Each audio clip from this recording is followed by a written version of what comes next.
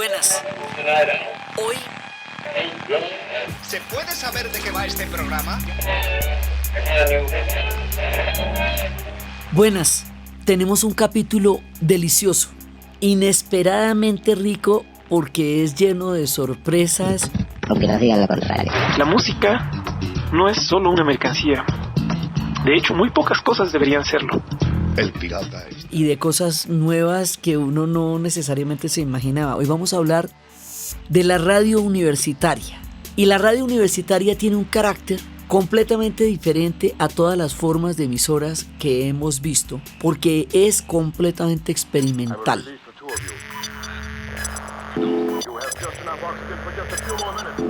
Nace como de otras fuentes, tiene otras inspiraciones y por lo tanto tiene otras libertades. Entonces, la primera radio universitaria, la primera emisora, obtuvo una licencia experimental en la Universidad de Wisconsin como parte del programa del Ministerio de Comercio de los Estados Unidos, que le otorgó licencias a 20 universidades públicas y a 15 privadas para contribuir al desarrollo de las comunidades rurales a través de la enseñanza de temas agrícolas, de radios que se venían desarrollando de manera experimental, docentes de física, de ingeniería eléctrica y algunos centros educativos. Eran los físicos los primeros que les pareció chévere. Y fueron las universidades de Detroit, Pittsburgh, Wisconsin, las que comenzaron en 1917 a emitir de manera experimental. Es muy importante el carácter experimental porque hay que contar que las universidades en Estados Unidos son un concepto mucho más integral dentro de la sociedad. Son un concepto de empresa, de desarrollo, de experimentación, de campus. La gente se va a vivir a las universidades y se parcha ya 5 años, se va de su casa, se va para el campus, se internan más o menos. Sí, y allá se les brindan una cantidad de posibilidades tanto para los estudiantes como para la sociedad misma. Entonces hago énfasis en el carácter experimental porque precisamente lo que era el Internet, como estábamos viendo, originalmente era un proyecto militar que se llamaba ARPANET. Y luego las universidades empezaron a tomarlo como un experimento y como es una red, se salió de la poca capacidad con la que había sido originalmente mantenido en secreto y se fue esparciendo por toda la sociedad. Entonces las universidades siempre están experimentando y la radio en las universidades en Estados Unidos cumple exactamente la misma función. Un experimento que puede ser chusco y que puede llevar cositas por allá a otras áreas. Es así, un poco como los radioaficionados, que empiezan a hacer radio por aficionados, porque les parece delicioso, porque es un experimento maravilloso y terminan siendo los apoyos más importantes en casos de desastres, terminan cumpliendo una función importantísima y empiezan haciéndolo por puro encarrete. Aquí hay un elemento de encarrete que no va a perder la radio universitaria y que es el que la hace tan fresca y tan chévere para la historia de hoy.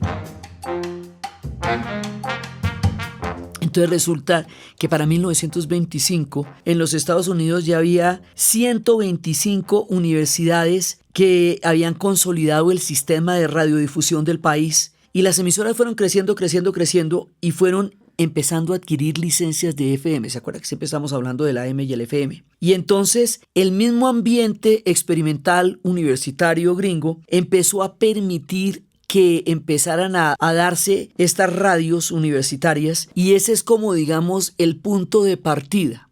A América Latina, adivine por dónde llegan. Por donde nos está llegando todo lo que tiene que ver con la radio. Por Argentina. El dulce de leche, el fútbol, el tango, el asado, la vieja, los alfajores, el colectivo, el barrio, los amigos. Y específicamente por la Universidad de La Plata, en 1924.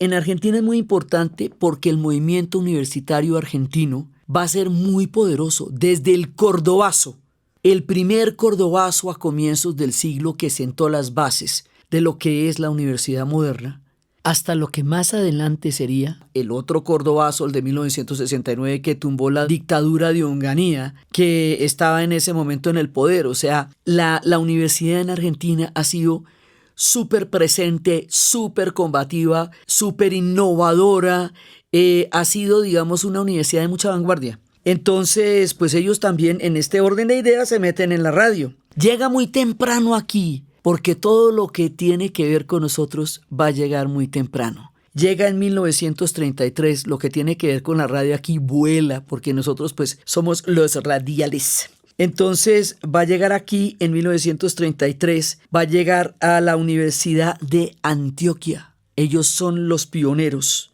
Y va a llegar también a la Universidad Autónoma de México, la super mega, la mamacita de todas las universidades del continente, la UNAM. Y también va a llegar a la Universidad Técnica Federico Santa María de Chile, ya para 1937. Pero es bien tempranito, digamos, en la madrugada radial del siglo XX. Entonces, estos contextos que les voy contando de las universidades en Argentina van a hacer que todo este surgimiento y la difusión pues respondan a las necesidades del mismo compromiso que las universidades en Argentina han tenido con la sociedad, pues tanto en 1918 como en 1969. Esto repercutirá en toda América Latina y se va a ir dando en todas las demás universidades del continente. Entonces, esos gritos de Córdoba y todo eso también corresponden a hechos radiales y a un intento que siempre se ha hecho en América Latina y que todavía está crudo por democratizar la universidad, porque la universidad tenga la mayor cantidad de gente tenga acceso a la universidad, porque pues hemos visto en la historia que cuando un pueblo tiene una población universitaria masiva,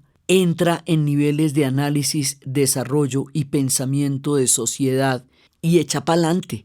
Porque los proyectos educativos son los que desarrollan a los pueblos. Eso lo sabía Napoleón con el bachillerato y eso lo tenía perfectamente claro la Ilustración, ¿sí? Entonces, la Universidad de Córdoba siempre ha tenido eso claro. Y la UNAM también, ¿no? Porque, digamos, lo de Tlatelolco era un intento por democratizar la universidad y fue una de las tragedias gravísimas del siglo.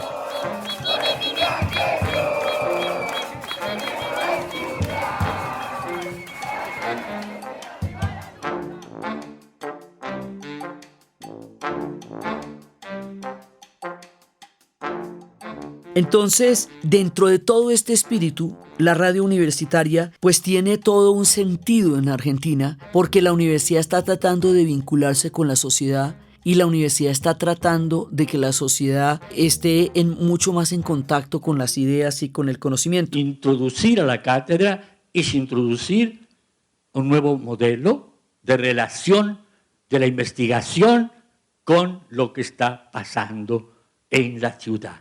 En educación, en salud, en cultura, en renovación urbana. En cambio, mire lo que pasa. En Europa, la radio universitaria, las emisoras van a ser muchísimo más tardías. ¿Por qué? Porque nosotros estábamos hablando de que a partir de la Segunda Guerra Mundial, toda la radio se volvió militar. Y como el carácter de la guerra hace que toda la radio vire hacia lo militar, porque es lo que está pasando en toda Europa. En Argentina no pasó la guerra y aquí tampoco. Entonces aquí seguimos desarrollando otras posibilidades radiales, lo mismo que lo hicimos con la radio de entretenimiento. También la radio universitaria puede surgir porque no estamos en guerra. Mientras que en Europa, pues el tema es ese. ¿Qué quiere decir que la radio se vierta hacia la guerra? Que tiene una mano de controles estatales y hasta militares súper estrictos que hace que el carácter experimental que inspira a la radio universitaria no se pueda dar en tiempos de guerra porque pues es la paranoia total, la quinta columna que hablaban, que era si alguien estaba escuchando y era del otro bando. O sea, la guerra es un ambiente maluco, pues un ambiente de tremenda paranoia y de miedo todo el tiempo. Entonces pues no estaban como para radios y no estaban como para experimentos universitarios. Por lo tanto, la radio universitaria en Europa se va a dar adivinen, pues en el 68, cuando están todos los movimientos estudiantiles en la jugada y los primeros que la van a adoptar como tal son Inglaterra y Francia. Habíamos hablado en tiempos de la BBC cómo después va a surgir Pirate Radio. Uno no puede entender ni la historia ni la maravillosa película que hicieron al respecto si no entiende que las radios que no estaban dentro del circuito estatal no tenían licencia de funcionamiento. No podías tú poner emisoras universitarias ni emisoras de rock ni nada de eso y por eso era que las hacían desde barcos fondeados en las aguas de la Gran Bretaña, aprovechando las señales de radio para pasarle rock a la gente.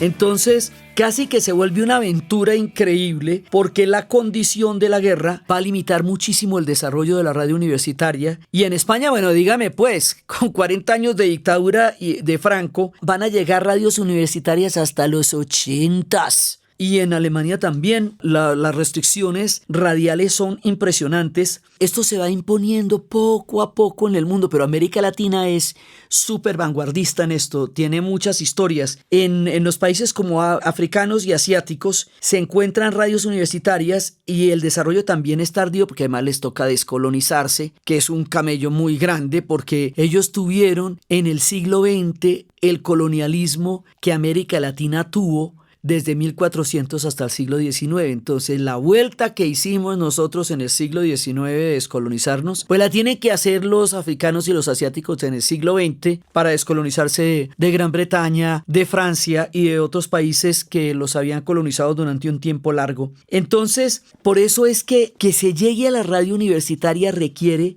un tipo de libertad. Sí, y entonces cuando estos países ya empiezan a ser autónomos en su propio destino, que empiezan a aparecer la radio en Nigeria, en Ghana. Ghana pues porque además es la primera que va a emprender la gran epopeya de la descolonización africana. Y empieza el desarrollo de las emisoras, también va a llegar a Sudáfrica, donde además es bastante más camello porque ellos tienen 11 lenguas oficiales. Entonces imagínate tú cómo nos comunicamos en Sudáfrica. Y después van a llegar a Malasia, China, Israel, Filipinas. Y el fenómeno de la radio universitaria. La radio universitaria es una radio que se piensa a sí misma. Es una radio conceptual. Es una radio que como no tiene de raíz una connotación o una pretensión de comercial, porque la hacen las mismas universidades. Entonces las universidades las hacen con una idea de cuál es el proyecto que la universidad quiere dar a entender, por qué, de qué manera. Y cuando empiecen a desarrollarse en Colombia se van a diferenciar es por el concepto de música que pasan. Un día soñaba que el agua se terminaba. Nunca pensé pasar esto en propia vida, de ver que se adueñan de la naturaleza y toda su riqueza. No ves las guerras por el poder del petróleo generando... Por el tipo de programas que pasan. Sin derechos. Los derechos humanos. ¿Para qué derechos? O sea, por los contenidos mismos, más que por la función comercial, aunque algunas la tengan, muchísimas no, lo que va a hacer que vayan a tener muchas veces problemas de funcionamiento complicados por los presupuestos, pero es una radio que tiene otra inspiración y otras necesidades, porque es una radio que quiere compartir la academia con la sociedad. Nosotros simplemente queremos ser libres, queremos serlo, sin más, porque este es el último engaño. Nos han hecho creer que tenemos que justificar el querer ser libres. Eso es lo que uno de los puntos de origen diferente, por el carácter experimental que tienen las universidades y que deben tener para poder ampliar las fronteras del conocimiento, y porque fundamentalmente lo que quieren es explorar nuevas posibilidades académicas, comunicativas y musicales como parte del proyecto de la universidad misma. Entonces esto les da unos ejes, unos cambios y unas orientaciones distintas a las otras formas de radio que hemos estado analizando, porque parten de otros puntos de vista y eso las hace increíblemente ricas, y eso nos entra a la gran aventura de lo que significa la radio universitaria. Una parte, digamos, como también especializada en la privada. Compartir es bueno, porque no digan lo contrario.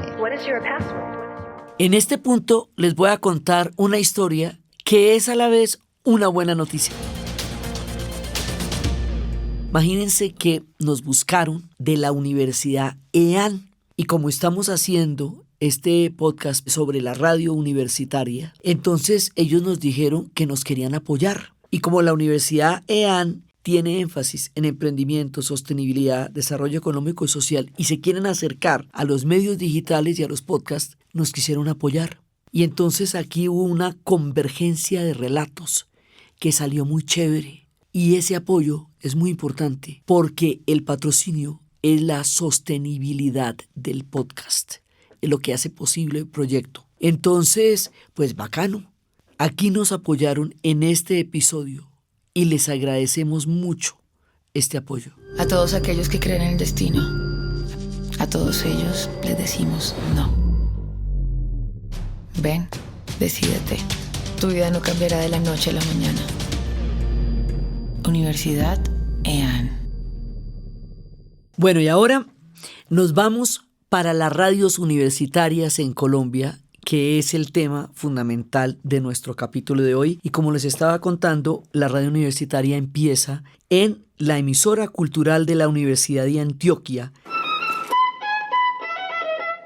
Estas son las estaciones HJAU y HJDU pertenecientes a la emisora cultural Universidad de Antioquia, que emite por primera vez en 1933, gracias a unos profesores de física. Eso lo vamos a ver, la gente más sollada de la que se mete a hacer radio, la que uno menos se imagina, de los lugares más raros son los que vienen a hacer radio. Entonces estos son profesores de física, José Sierra y Próspero Ruiz, que después de varios ensayos crearon emisoras de onda corta para transmitir las conferencias, los conciertos y los eventos académicos que ellos hacían dentro de la universidad. Y en 1938 le dieron la licencia de funcionamiento con una nueva frecuencia y de allí se estableció una programación diaria realizada con el apoyo de facultades y departamentos, porque es que acuérdese que no es solo hacer la radio, es poderla emitir diariamente. Eso es un trabajo muy grande porque requiere de todo un proyecto para poderlo hacer diario, y eso en todas vamos a tener el mismo lío. Cómo hacerla primero, cómo montarla y cómo hacerla diaria y cómo hacerle programación con toda una intención académica. Durante la década de los 60 empezaron a emitirse en frecuencia modulada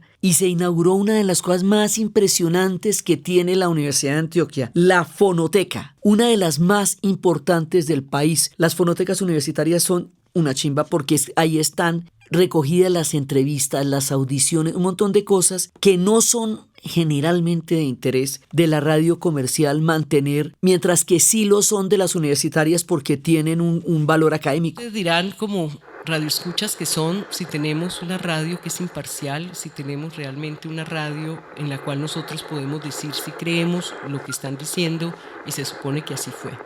Y realmente la gente cree mucho en la radio porque la radio está muy cerca a su afecto, no solamente a su razón. La radio es afecto. La radio nos toca a las personas como sentipensantes. Entonces pues tienen una megafonoteca. En el 2005 empezaron con un proyecto llamado Emisora Cultural Universidad de Antioquia, una radio educativa para el departamento. Aquí vamos a encontrar un hilito que luego vamos a desarrollar en otro programa, que es el sentido de la radio educativa. Ya cuando estemos en tiempos de Sutatensa, retomaremos mucho esta idea. Y es una iniciativa de la emisora que se transmitía pues a través de la frecuencia radial para que no solamente se escuchara en Medellín, que es la sede de la Universidad de Antioquia, sino que llegara a diferentes regiones, municipios, con contenidos diferentes y de acuerdo con las necesidades públicas de cada región. O sea, este es un proyecto en que la radio no es solamente para la comunidad universitaria, sino que la radio es para el departamento, para los municipios, amplía mucho más la comunidad y mucho más allá de la comunidad académica, quiere que se generen vínculos con la región y que esto permitiera generar educación no formal y contenidos que producía la misma universidad. Entonces ahí ya estamos creando comunidades extras al propio núcleo académico. Después en la radio La Pontificia Bolivariana hace la emisora cultural de la radio bolivariana AM.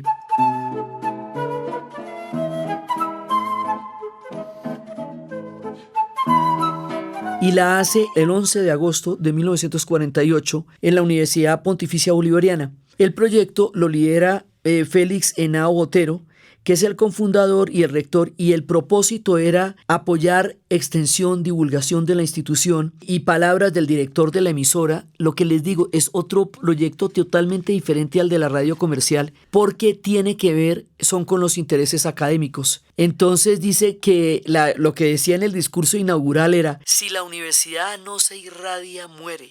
Es preciso tener una voz propia y de ser siempre como la aprendimos de nuestros mayores. Este es el caso de la Universidad Pontificia porque es confesional. Entonces decía que como aprendimos de nuestros mayores, precisa, honrada, fecunda, católica y patriota. Eso era el cuento de ellos, porque también cada universidad tiene su orientación y tiene su cuento. Ese cuento y esa orientación pues determina qué es lo que a ellos les interesa promover a través de la radio. Pero la universidad, digamos, la propia, la que le va a dar una base muy grande al desarrollo de la radio universitaria como tal, es Javeriana Estéreo.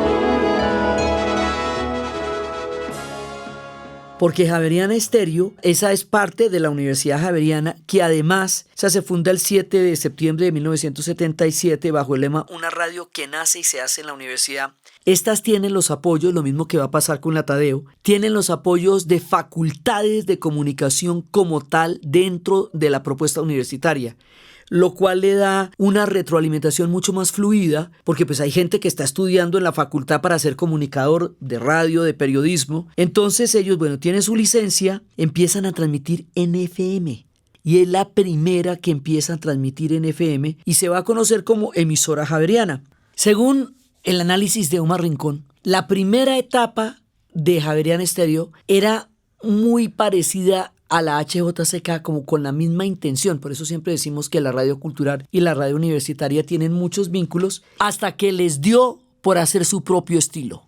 Ya a partir de 1989, ellos desarrollan un proyecto propio. Entonces, en 1989 eso se va relacionando con una formación de pedagogía musical y empiezan a trabajar el jazz y el blues.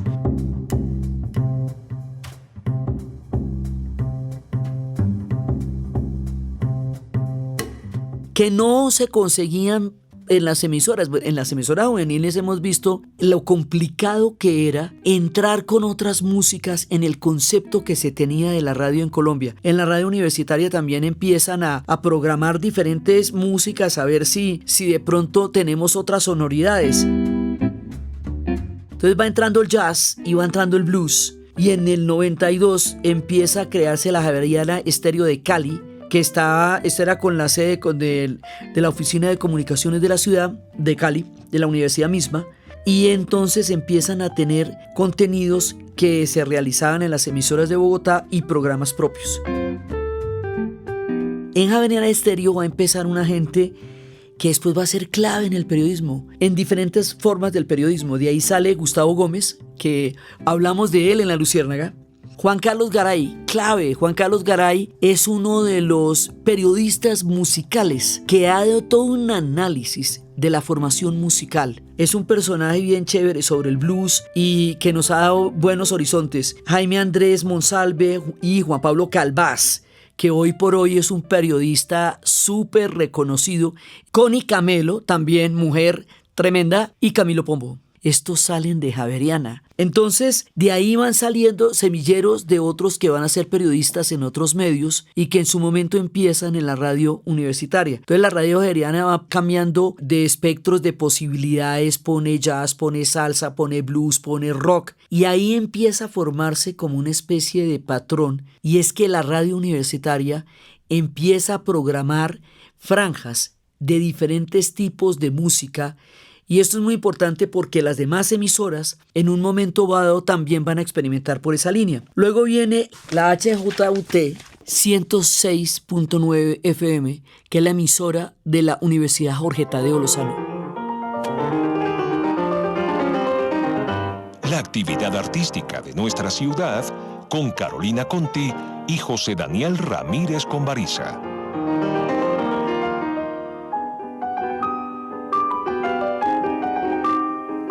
Bogotá Musical, una presentación de la Fundación para el Desarrollo Universitario. Que también tienen ellos facultad de comunicación, que eso es clave. Esa la fundan en agosto de 1982 y está totalmente adscrita a la Fundación del Desarrollo Universitario. Es la segunda en Bogotá. Y ese fue un proyecto de Jaime Pinzón López y está orientado a la transmisión de contenidos musicales. Pero entonces aquí pasa una cosa muy particular. Esa emisora universitaria durante mucho tiempo va a ser dirigida por Bernardo Hoyos. O sea, mucho tiempo es del 99 al 2012. Y Bernardo Hoyos va a darle la dirección de la emisora que a él le parece. Y como el hombre ha sido un duro de la música clásica, de la cultura en Colombia, su concepto de cultura, su concepto de música clásica, un 89% de música clásica con un jazz y música francesa, es la orientación que le da, porque esa es su perspectiva. Desde ahí él va a contribuir muchísimo a la cultura en Colombia, pero le da una orientación que es la suya. Entonces esto, a la hora de empezar a buscar todas las posibilidades juveniles y de facultades de la radio universitaria, pues se encuentran con que hay dos caminos distintos. Y entonces los otros bregando a poner otras músicas y él diciendo, pero es que aquí tenemos una inversión muy grande como para darle el carácter experimental. Y los estudiantes diciendo, pero es que la radio universitaria, la gracia es que sea experimental. Y el otro, pero es que esto es una radio seria. Bueno, eso va a ser un tema hasta que finalmente ellos van a hacer, en el 2003, los estudiantes van a hacer su propia radio web, que es Óyeme UJTL, que depende estrictamente de la carrera de comunicación social y periodismo. Yo creo que sería rico una radio para conocer, escuchar nuevos puntos de vista, una radio para conocer algo de historia tal vez, y también como para relajarse y escuchar música rica. Para una mejor sociedad.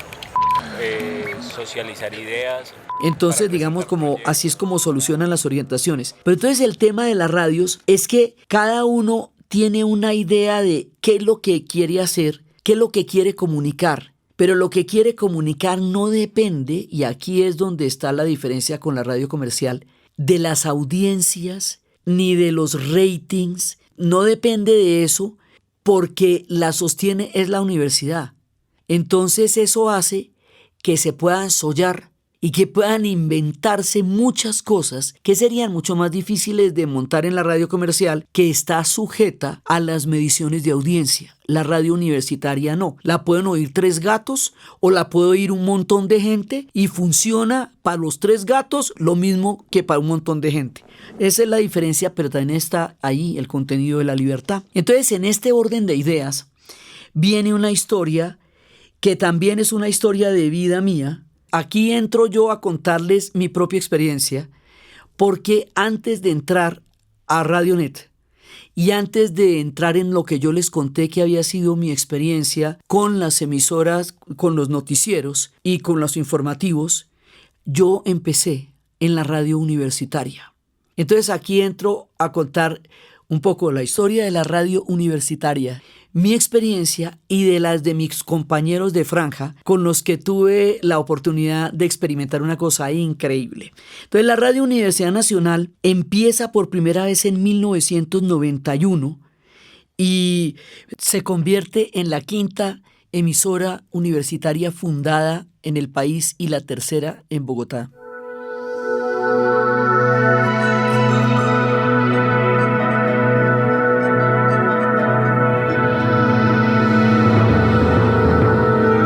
Radio Universidad Nacional de Colombia. El proyecto empezó desde el 86, donde varios estudiantes de ingeniería empezaron a poner en marcha la idea, pero fue solamente hasta la rectoría de Antanas Mockus, en el 91, en el tiempo de la Constitución del 91, de la 7ª papeleta. Es bajo la rectoría de Antanas Mockus que logran la licencia del Ministerio de Comunicaciones. Y la idea de la orientación era articular la academia con la actualidad. Entonces empiezan las programaciones y tienen asuntos noticiosos y de interés nacional. Es que ellos tengan debates. que haya diferentes puntos de vista, que haya programas específicos sobre temas, que se den el tipo de noticieros que ellos van a hacer. Son noticieros totalmente diferentes porque son análisis y planteamientos y paneles a partir del apoyo académico que hay detrás. O sea, hay un apoyo investigativo ahí que se traduce en la estructura misma de los noticieros y de los programas. Entonces eso, digamos, como que le da una tonalidad diferente a los noticieros como los hemos visto en la radio comercial. Y estando en esas, entonces va a surgir una posibilidad que después se va a volver una franja que se llama la franja de rock. Y ahí es donde entra nuestra historia.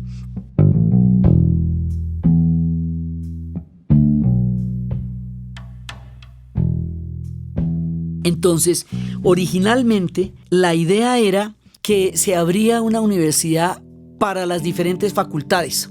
Entonces, unos estudiantes de la Facultad de Artes se acercaron a buscar el edificio de la emisora, que es el Uriel Gutiérrez. No queda dentro de la universidad, sino hay otros edificios afuera del campus universitario, justamente por donde quedaba la Radiodifusora Nacional. Ahí al lado queda el edificio Uriel Gutiérrez. Y ahí en el Uriel Gutiérrez, en el 5º piso, queda la emisora. Pero eso se fue montando. Al principio no había ni dónde emitir ni nada. Y fueron 3 estudiantes de la Facultad de Artes, Carlos Mojica, Humberto Junca y Óscar Pinzón. Y dijeron, nosotros queremos hacer radio. De parte de la Facultad de Artes. Dijeron, bueno, no, así como que cada facultad tenga derecho a hacer radio tampoco, pero bueno, miremos a ver. Entonces ellos empiezan con un formato por donde yo también entraría que se llamaba el invitado musical. Y el invitado musical era una propuesta en donde uno hacía unos 4 o 5 programas y según cómo esos programas funcionaran, eso se podría volver una programación habitual dentro de la emisora. Entonces ellos empiezan con la hora de la resistencia. Fue la primera y empiezan a pasar blues y empiezan a pasar diferentes tipos de rock. Ellos son, digamos, los que van originando la franja. Después la franja se va montando sobre otros que van llegando con los diferentes proyectos. Entonces, por el lado de Colcultura, no existía el Ministerio de la Cultura todavía. Viene un ingeniero que después se va a asociar con un psicólogo ambiental, Walter García, conocido como Pepo, y Alejandro Hernández, conocido como Alejo, van a montar un programa re crazy, pero loquísimo, que se llama Rococó, porque el rock no es un adorno. Rococó. Porque el rock no es un adorno. Y esto era un programa de una capacidad creativa absolutamente increíble, porque era teatro. Ellos eran del grupo de teatro de la Universidad de los Andes. Entonces, lo que ellos van a hacer es una cosa entre el teatro, la música, el rock, el happening, el performance, una cosa bastante loca, fascinante, creativa, brillante, que era Rococó. Y así cada uno va pudiendo hacer lo que quiere. Entonces, ¿qué es lo sensacional de esta experiencia? La libertad creativa. La libertad creativa que sucede ahí es difícil que suceda en otros espacios porque la misma condición de la radio universitaria es la que permite ese tipo de libertad. En ese orden de ideas y ya entrados en materia, va a llegar María Elena Vargas con Leonardo Hernández y Miguel Peláez y van a montar un programa de metal. El primer programa de metal en la radio, eso va a ser los miércoles y se va a llamar Psicosis.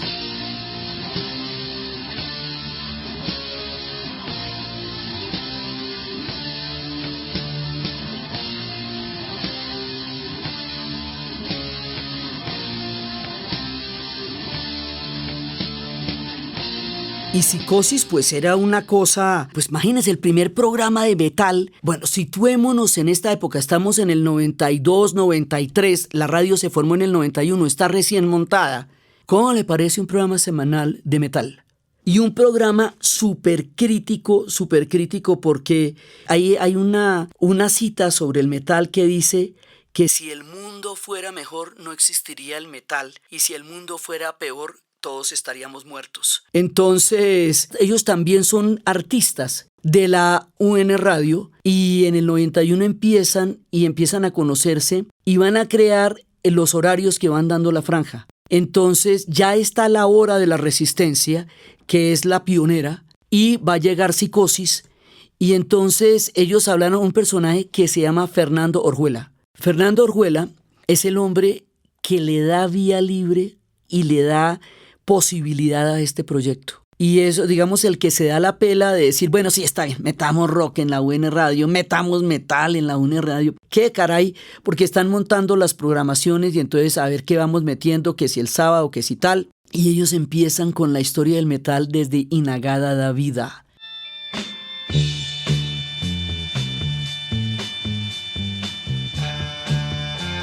Y empiezan con el metal industrial, y empiezan, ya después se les ofrece la del miércoles, y empiezan con la música extrema y underground en el proyecto de la UN Radio. Y bueno, y Fernando y Pedro Salazar dicen, va, a ver, experimentemos con una cosa completamente underground, y tenía un nombre pues bastante creepy, bastante miedoso para la época, pues que era Psicosis. Y esto va a ser una crítica muy dura y van a pasar todo tipo de metales. Y ellos empiezan a hacer, dicen por ejemplo que por qué se habla siempre de Verdún y no se habla de la Guerra de los 1000 días. Eran muy críticos de por qué no se traía a nuestro contexto las críticas que se hacían sobre otras cosas en el mundo. Ellos tenían una perspectiva bastante poco convencional. Y la idea de ellos era muy dura, era ser duros, era ser críticos, era pasar metal de todas las diferentes tendencias en el momento en que el metal está teniendo un desarrollo muy grande. Había un personaje ahí que se conoce con el nombre de Bathory.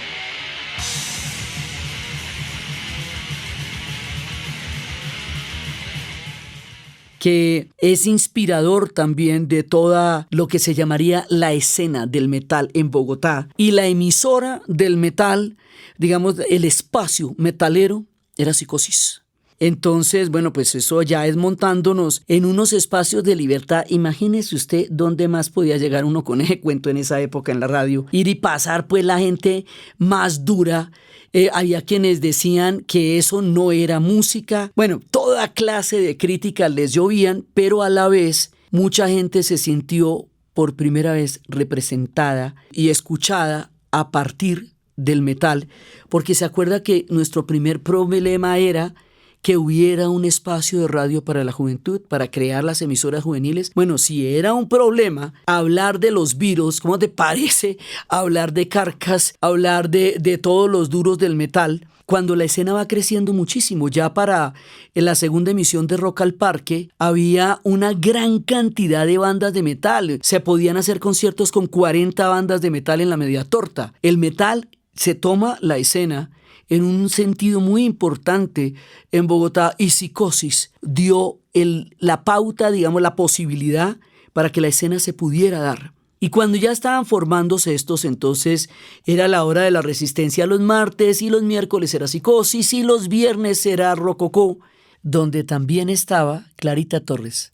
Yo entré con 4 programas del invitado musical. En ese momento yo trabajaba en el externado, y entré con 4 programas que se llamaban El Rock, el sonido de la utopía. Y la idea de esto era plantear que la música fue la cronista de la contracultura, porque antes de que hubiera libros que contaran las historias de lo que pasó en los años 60, las canciones las contaban, porque era el momento en que Bob Dylan era el que decía para dónde iban las cosas cuando decíamos que los tiempos estaban cambiando. Porque además yo partía de la base de que mucha gente ha escuchado el rock pero no le ha parado bolas a las letras, o mucha gente no entendía inglés, y al no entender inglés pues se perdía de ese mar de contenidos que es el rock, que va desde la mirada de Bob Dylan hasta toda una diversidad increíble. Entonces esa muestra, digamos, los invitados musicales les pareció chéveres, me invitaron a hacer una franja, y la franja se llamó Imaginarios del Rock, que tenía como cabezote de entrada la primera parte del disco de Jethro Tull, Thick as a Brick. Really don't mind if you sit this one out. Imaginarios del Rock. My words but a whisper, your deafness a shout. make you feel, but I can't make you think. Buenas. Hoy vamos a volver a invitar a alguien que nos ha acompañado aquí varias veces. Vamos a invitar al mordaz por excelencia.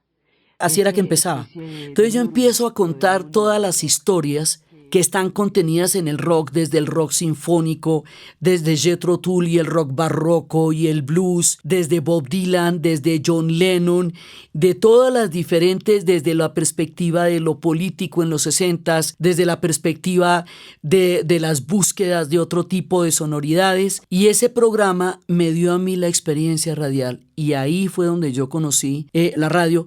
Y la radio pues es un solle. O sea, uno se mete en la radio y eso uno queda muy feliz en la vida. Y entonces, a partir de ahí, bueno, el lunes estaba Fernando Díaz, un médico que tenía un programa que se llamaba 5 décadas de rock. Después se llamaría Rock de Vinilo. Y había un programa que originalmente lo hizo Ángel Perea con Jaycee Vázquez, que se llamaba Soul to Soul, y era un programa dedicado a todos los espectros de la música afro.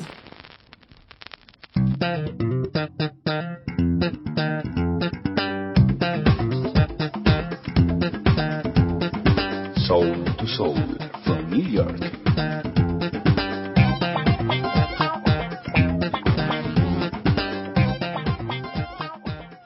El blues, el jazz, todos los espectros de la música africana. Y luego lo va a hacer Willy González. Ángel Perea va a ser un gran investigador musical. A partir de ahí, Willy González empieza como técnico, toma Soul to Soul y hoy por hoy es un DJ en Nueva York.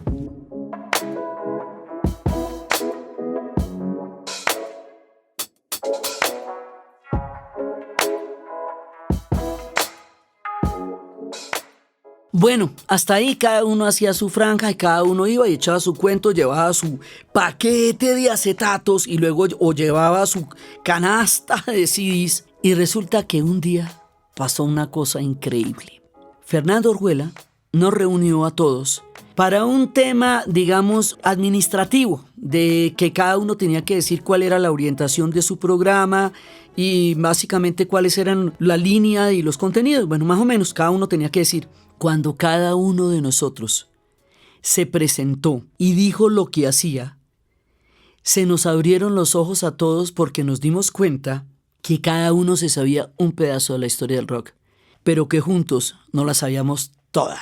Porque ahí sí pasaba todo, desde el hardcore, el metal, el blues, el sinfónico, el pop, y eso fue el comienzo de una historia que se llamaría El Colectivo Inconsciente. Ahí con Marco Pinto, que después de que terminara Imaginarios haría Ríos de Babilonia. Estos son artistas caricaturistas también de la Nacional. Y a partir de ahí empezamos una construcción colectiva de estética y difusión del rock que nos llevó a 24 conferencias en la Cinemateca Distrital sobre estética y apreciación del rock. Y empezamos toda una historia de conocer el rock, difundirlo, de clasificarlo. Las historias del rock en esa época todavía no se hacían y éramos pioneros en construir historias del rock a partir de la radio. Y ahí empezó una cantidad de historias. Entonces nos dieron un espacio de un sábado por la tarde para juntar toda la música que hacíamos. Como el dial era 98.5, el espacio radial se llamó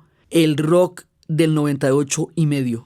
Y ese rock del 98.5, con Alexander Pinilla, que todavía estaba también ahí, fue una mirada de todos los espacios del rock. Y esa mirada de todos los espacios del rock fue la que hizo que elimináramos esas barreras de géneros, que solamente se podía escuchar esto, que si usted era metalero no podía escuchar pop, que si usted estaba en el pop no podía escuchar hardcore, y decidimos que todo se podía dialogar, que el rock podía dialogar unos géneros con nosotros. Creamos un colectivo de no líderes.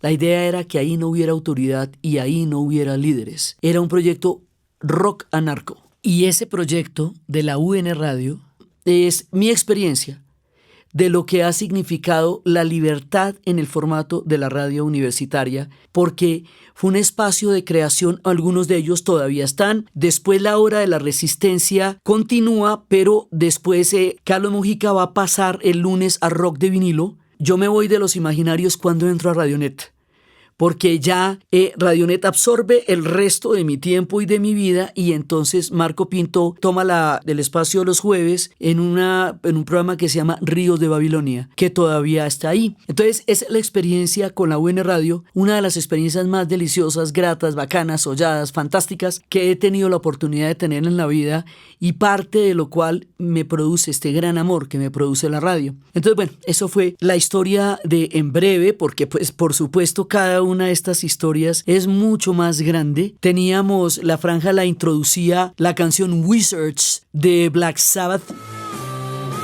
Así era como se introducía la franja de rock.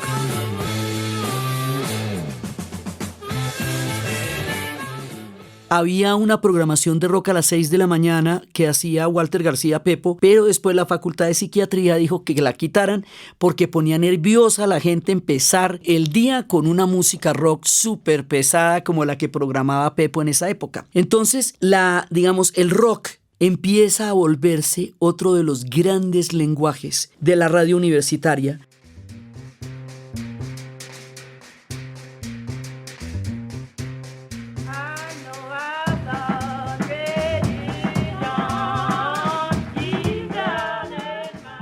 Y después va a venir la radio de la Universidad Distrital, la UD Estéreo.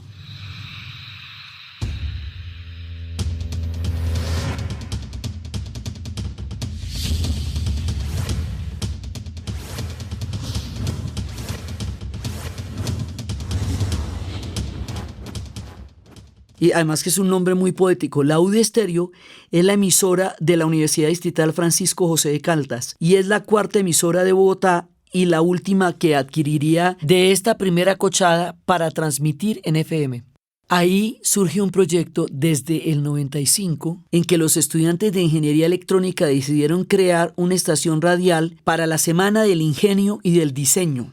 Y eso le llamó la atención a los de la rectoría y empezaron los trámites para las licencias y finalmente la pudieron sacar al aire en diciembre del 99 y un equipo de trabajo empezó a buscar la identidad frente a las emisoras universitarias y empezaron a plantear programaciones de noticias, de actividades de la ciudad, de la realización de programas en vivo, de transmisión de música latinoamericana y del Caribe y de una manera de distanciarse de la música clásica o del jazz o del blues. Entonces ellos tenían su propio rollo y se definen como la verdadera alternativa de la radio. Y ahí es un punto, las emisoras como no tienen una perspectiva comercial para funcionar, entonces se diferencian es a través de la línea de contenidos o enfoques musicales o contenidos académicos que cada universidad quiera plantear. Sí, por eso las había desde las católicas hasta el programa de psicosis, todo eso es radio universitaria. O sea, la radio universitaria tiene una diversidad de formatos muy grandes porque viene de otro lado. Entonces, a finales del siglo XX y comienzos del siglo XXI, las emisoras universitarias se disparan y empiezan a crecer con radioestaciones en AM por todo el país y empiezan a aparecer ya con las radios web, con el fenómeno de la web, y aquí sí surge todo el mundo, porque durante este periodo surge Radio Udenar, que es de la Universidad de Nariño, que nació en el 94, UIS Radio, la Universidad Industrial de Santander, a tener una radio que moldea cerebros y que Univalle Estéreo, la Universidad del Valle en el 95. Para hacer plata, para vivir. Radio Cultural Universidad de la Amazonía, de la Universidad del Amazonas. ¿Algún pensamiento, alguna información? Unisabana Estéreo de la Universidad de La Sabana. Una radio de la Universidad Nacional Abierta y a Distancia. Textos, ¿Para qué la radio? La radio en la comunidad sirve en primer lugar como para rescatar los valores culturales. Para mí, Unisabana Estéreo de la Universidad de La Sabana, Uniminuto de la radio del Minuto de Dios y Frecuencia U, que es de la Universidad de Medellín, y otras. Y contar lo que está pasando y ya está saliendo y hasta miles de personas pueden estar recibiendo esta información. La radio, como cualquier otro medio masivo, ¿Para qué la radio? Y empiezan a enlazarse unas con otras. También en Florencia, Caquetá, la radio de los estudiantes que anunciaba la marcha de la manigua cuando empezó el movimiento estudiantil para la educación, por el derecho a la educación pública. Entonces empiezan a surgir ya las cadenas universitarias, y aquí eso es muy interesante porque las universidades tenían espacios radiales muy restringidos, comunidades muy pequeñas, salvo la de Antioquia, que tenía todo ese objetivo. Las otras eran casi para la comunidad académica o para la ciudad. En el caso de la UN Radio, eso duró mucho tiempo, en que se caía la señal del cerro y bueno, no la podían escuchar. Entonces ya cuando las universidades se enlazan, hoy por hoy existen redes de universidades que, emitidas desde Javeriana, por ejemplo, se pueden escuchar en Putumayo, se pueden escuchar en Caquetá. Entonces, las radios universitarias empiezan a generar cadenas, como en un principio empezó a hacer con la radio comercial, o como van a poder hacer en su momento, que también lo vamos a ver, las emisoras comunitarias. Entonces, que se enlazan unas a otros. Así empiezan a tener mucho más que una cobertura de pequeña comunidad académica o de pequeña comunidad de la ciudad, en el mejor de los casos. Y se vuelve un fenómeno que recorre el país. Y recorre el país con miradas distintas, con miradas académicas, con miradas musicales, pero detrás de lo cual está el dinamismo de toda la gente que crea por el amor de crear, por la felicidad de crear, porque ellos no tienen que estar haciendo nada para nadie, sino crear. Es la condición de la universidad, la creación, la invención, la experimentación. La radio como experimento, como surgió en primera instancia en la Universidad de Wisconsin.